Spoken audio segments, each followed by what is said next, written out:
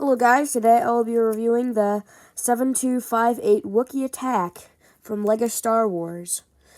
I know I haven't posted in about a month, but I've been busy with moving.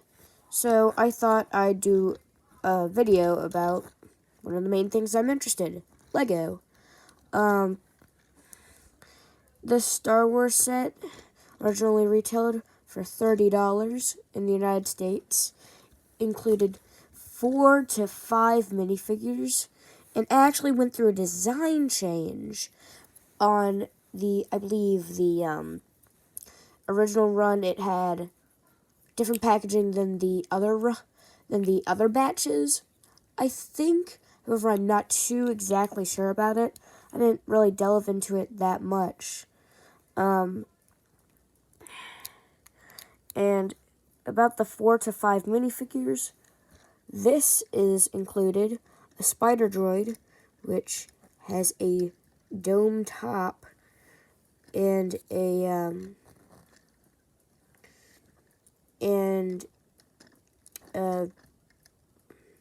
of the most interesting pieces, this piece from the LEGO Insectoids to space sets. And I think those pieces are pretty neat. There's not much to say about it, except for the fact that on Bricklink, it technically counts as a minifigure. I was scrolling through the parts list, and I just couldn't find this dome piece because I wanted to know what other sets it came in. And turns out this is the only set that it came in. But on Bricklink, this dwarf spider droid is counted as a minifigure. I don't really agree that it should be counted as a minifigure since it is a build. But Brick Vault doesn't classify the Droidicas and the dwarf spider droids as minifigures. So this is just contradictory information. It doesn't really care whatever one you like better. If you think this should count as a minifigure, it's totally in your rights to do so. If you don't think it isn't a minifigure, you can totally think that too. But in my opinion, this is really good. This is a good side build. It can turn 360 degrees around. It can move up and down. Even the eyes can move a bit. And it has an antenna right here, which it should probably be there, but they didn't have the means to do that at the time. And in the instructions, it says to do it like this, so I'm doing it the way the instructions present, but you can do it any which way. It's posable. Now, the other minifigures are 2 of the Wookiee warriors. Really nice printing. However, it is a bit not too detailed, but I applaud them for it being 2005. It's a pretty good print for the time. I believe this is also, I think this could also this perhaps is a new mold, as they had to print, not really print, but they had to mold this on. And then, doesn't have any eyes, it looks lifeless. It includes 2 of those to fit into the Wookiee ship, and it includes 2 battle droids.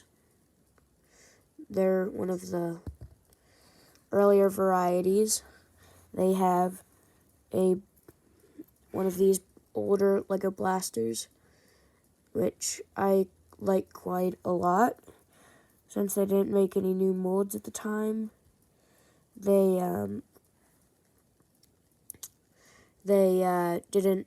had to use what parts they could. I think they're pretty cool. They can even fold up into a small ball like in the movies and get deployed. Onto the set. First, I will do this bit. So this is one of the Wookiee ships. You just open this up and get the Wookiee into the position. and close it up. And then the other one, you can just open that up a bit and get the other Wookiee into position. That part falls off quite a bit, which I don't like. And I really haven't come up with a way to make it a bit sturdier, but so I don't really blame the designers for not doing so, because I can't figure out a way. Perhaps using a different type of hinge, like the stronger hinges, like utilized on here, so it can be held in place, but perhaps sideways. But that would need to create, they'd need to create a whole new piece for that. And I don't think even in today's Lego landscape they could do that. But without it being a bit awkward, it really isn't a way. Then there's a stand down here which you can put it on, and then it tells you to put it like this, but in my opinion that just looks a bit odd, and I think that looks a bit better, but you can do it like this. And then you can put these out to the side along with these.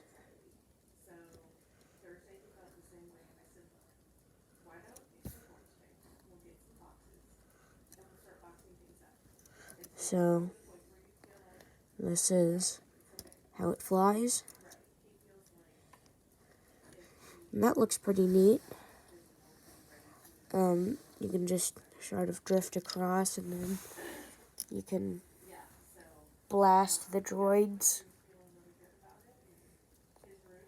And the gun design I don't like a lot.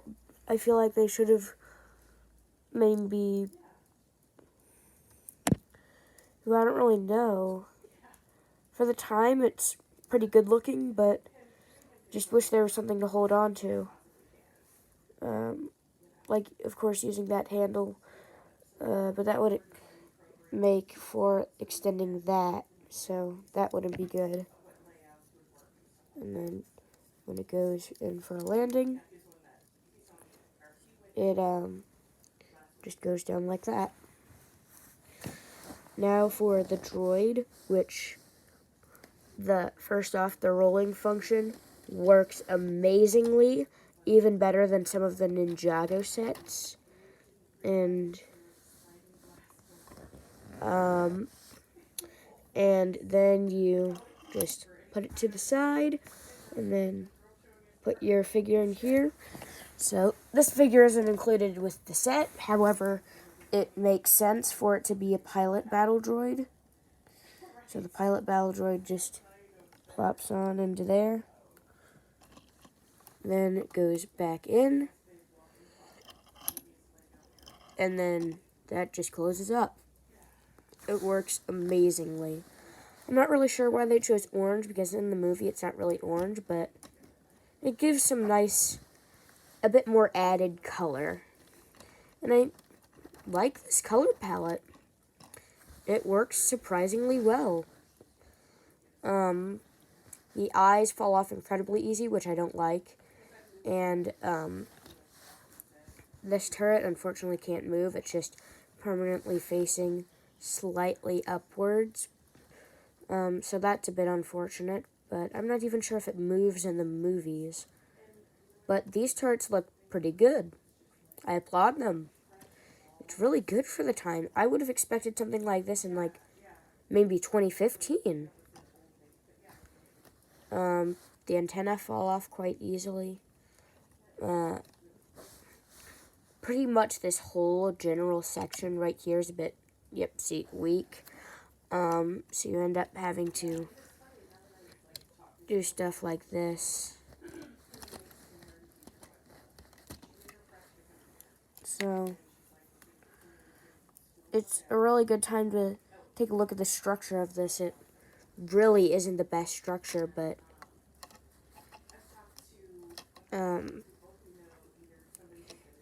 I just might make some modifications to this in the future. So that just goes into there. It's hard positioning this with like one hand because my other hand's like behind the camera and it can't reach it. So it works really well. The only thing that really bothers me is that this bit sometimes catches on this, which makes it a bit more difficult to actually do that. These fall off sometimes, but not a lot. And in my personal opinion, this is one of the best design choices they could have went for at the time. I mean, the whole pushing it to the side and taking out the droid and putting it back in. I mean, it's really fun just to do this. And the antenna's fallen off again. So I'd say that this set is pretty good.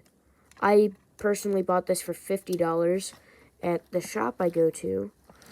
If you find a good deal, I recommend you pick it up.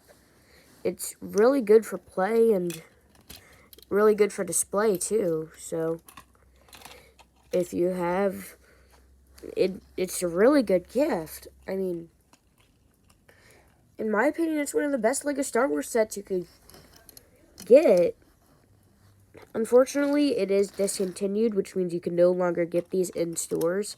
So you're going to have to resort to aftermarket things like bricklink.com, brickset.com, or one of my personal favorites, a store I go to quite often, which I'm not going to reveal the name of because of reasons of privacy. I'll put the link in the description later if it's okay with the guys at the shop.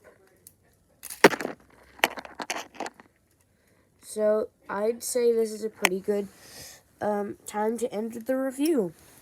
Goodbye.